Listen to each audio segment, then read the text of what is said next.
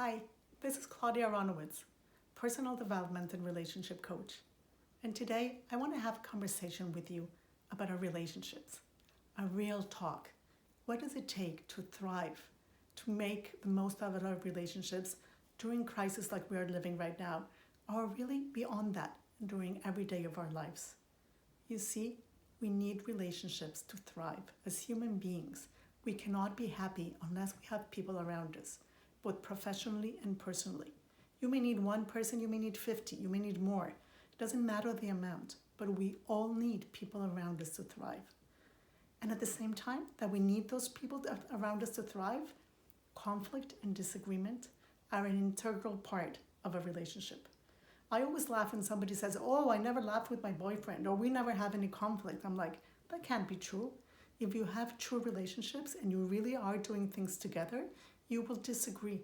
You will have conflict. That's part of a positive relationship.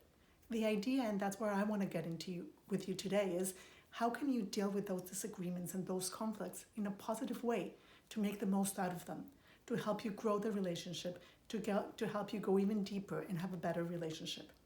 So I want to talk to you about four things that I think are essential for every good relationship and that can really help you right now, that we're physically isolated but having to connect with everybody from work, from in distance, and having to be very clear how we communicate, but also cramped in our household with people that we're not used to maybe being with them 24 hours a day, and how do we really maintain positivity in all of those relationships.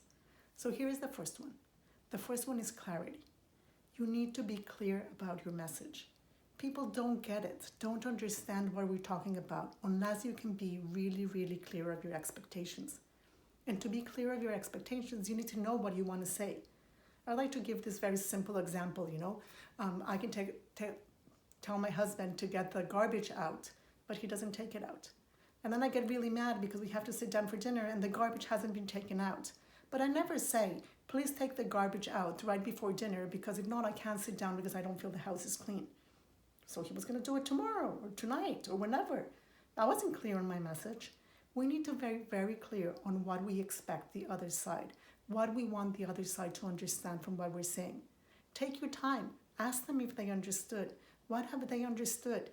Clarity is essential for good communication. And then ask more questions.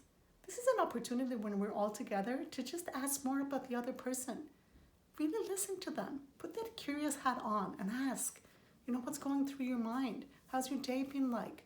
Are you anxious? How are you dealing with stress? What are your concerns at the moment? And then just listen. I can assure you, you will be amazed of the richness of information that you find if you take the time to ask.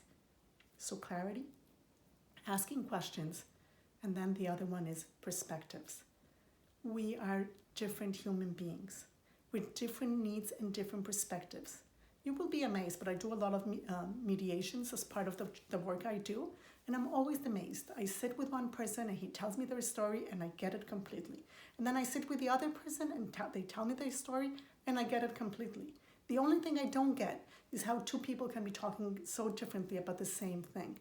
How many times have you been in a meeting and you go out of the meeting and then everybody remembers something else that happened in that meeting? We say, but that can't be it, because we agreed in A, B, C, and you're only remembering C, or you interpret it as D, because that's what happens. We have a different perspective. What you see and what I see, from my point of view, with my beliefs and my personality, my values, becomes very different from what you saw and what you took. And you have to understand that we're seeing it from a different perspective. And I invite you to walk and try to see the other person's perspective, or just even accept that we can see the same exact thing in a very, very different way. And the last one is don't assume. Assumptions are enemy number one of communication skills. I hear my clients so many times say, "Oh, but they should know. If he knows me and cares about me, they should know what I wanted." How are they supposed to know? They're different human beings. Are they supposed to know that now you're stressed and you really need this, or that tomorrow you need that, or that you change, or you woke up and feeling this way? We don't. If it's important to you, don't assume the other person knows what you need. Don't assume they know what they need to give you. Ask for it. Be very clear. and ask and make sure they understand. Assumptions are your enemy. So here they are. 5 things. Clarity of your message. Just ask more questions and have fun with it. We all have different perspectives, and don't assume. Contact me more. My website is claudiaarrow.com, and I'll be more than happy to share more insights with you, to even get on a call with you, and you can see more videos as well. This is Claudia Aronowicz, personal development and relationship coach. Until next time.